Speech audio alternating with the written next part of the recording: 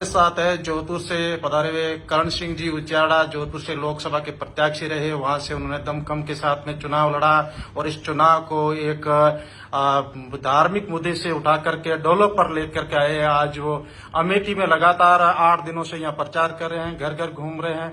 यहाँ भी आपसे ये पूछा जाएगा कि एक जहां से गांधी परिवार लगातार चुनाव लड़ रहा है, ऐसे अवध प्रदेश जो पिछड़ा है, सूखा है, जहां कोई कभी सूख जाता है, कभी कोई भूखे मर जाता है, उन क्षेत्र को उन्होंने गांधी परिवार ने लगातार चुना है।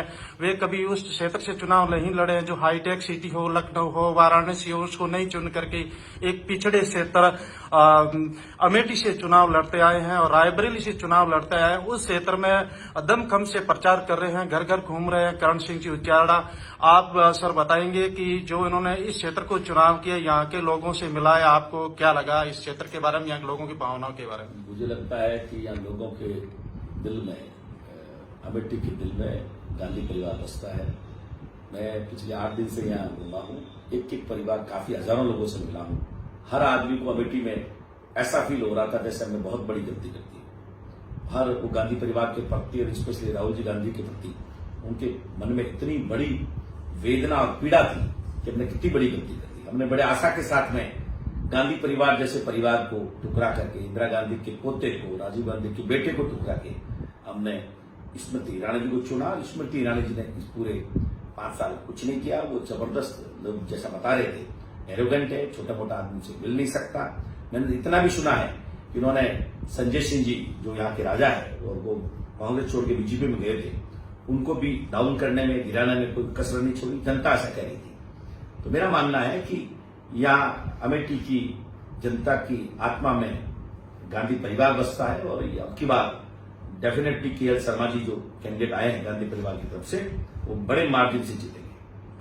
जैसे इंदिरा गांधी जी ने भी, राजीव गांधी ने भी और यहाँ राहुल गांधी ने भी एक ऐसे क्षेत्र को चुनाव क्षेत्र बनाया है, इस क्षेत्र को लेकर के आपको क्या कहना कि हमेशा वो पिछड़े लोगों के बीच में ही रहना चाहता है, जो बहुत पिछड़ा इलाका? पार्टी के आत्मा में गरीब बसता है, तो हमेशा गरीब गणेश मान के काम करती है।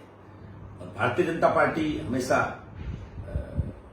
धर्म के मुद्दे पर चुनाव लड़ना चाहती है। आज भी जैसा प्रधानमंत्री जी ने सारी हदें क्रॉस करते हुए कह दिया कि अगर कांग्रेस पार्टी आई तो राम मंदिर पे बुलडोजर चलेगा।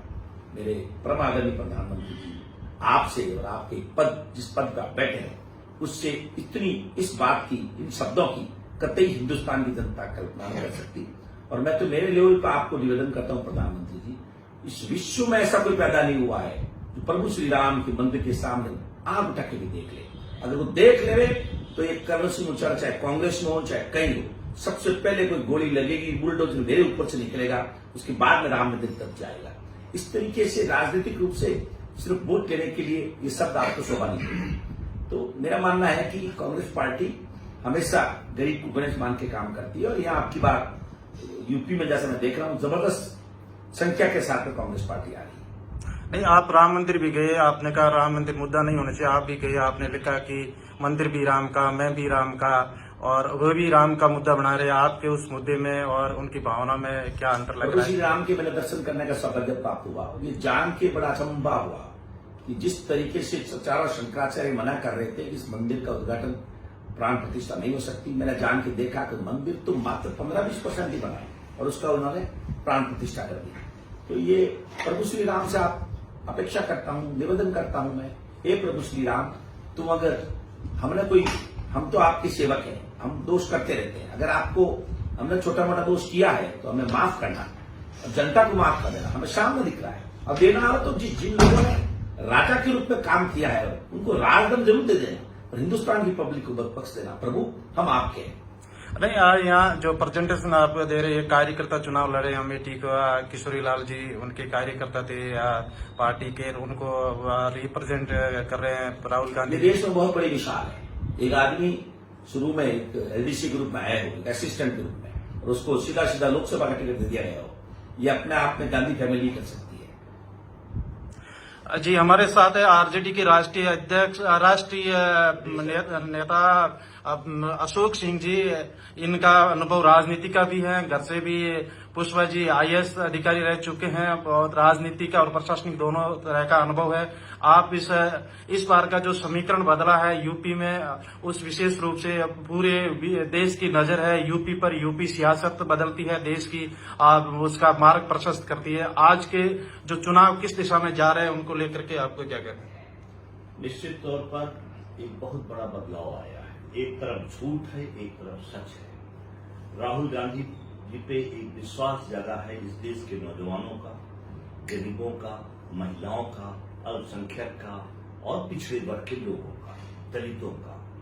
ये विश्वास और झूठ की लड़ाई के बीच पिछले 10 सालों से माननीय प्रधानमंत्री जी और भारतीय जनता पार्टी जितने भी वादे किए थे, कहीं पर 1% भी नहीं आए।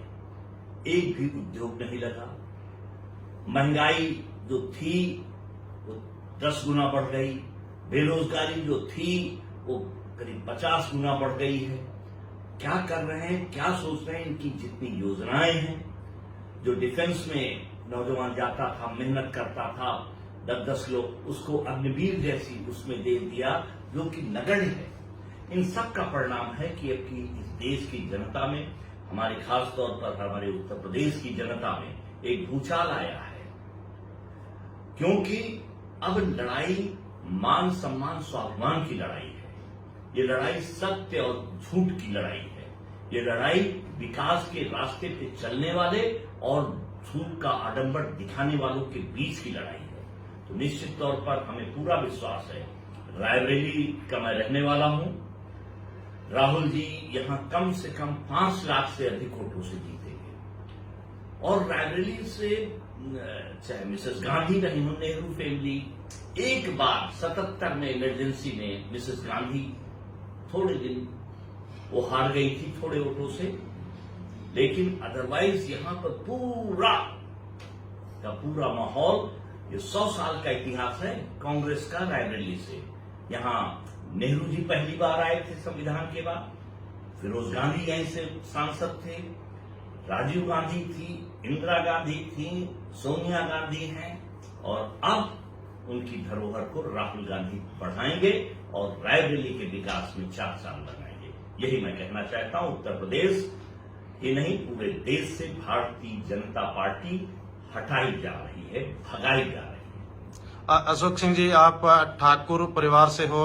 हमारी पूरे देश की एक नजर है, जो ठाकुरों का मुद्दा चल रहा है, राजस्थान में भी चाहे रहा, वहां भी करण सिंह जी उचाड़ा साहब की टीम ने भी उठाया, और गुजरात से लेकर के हर जगह की लहर है। यहाँ इन लहर के बारे में, इन मुद्दे के बारे में आपके क्या राय है? यहाँ क्या स्थिति है? निश्चित तौर पर जो गुजरात से चिंगारी पैदा की ठाकुरों के सम्मान और स्वाभिमान की यहाँ की महिलाओं के प्रति, उसका परिणाम है आज देश भर में राजपूत भारतीय जनता पार्टी के साथ भी जो रहा होगा उसकी आत्मा छोड़ दी है, और वो अब इनको सबक सिखाएगी। और उत्तर प्रदेश में तो ठाकुर का राज्य है, और यहां भी हमारे ख्याल 25 और 30 सीटें भारतीय जनता पार्टी पा जाए तो बहुत बड़ी बात है। तो ये था उत्तर प्रदेश की रिपोर्ट। अवध प्रदेश से या रायबरेली से, अमेठी से, इससे लोगों की आपने राय सुनी।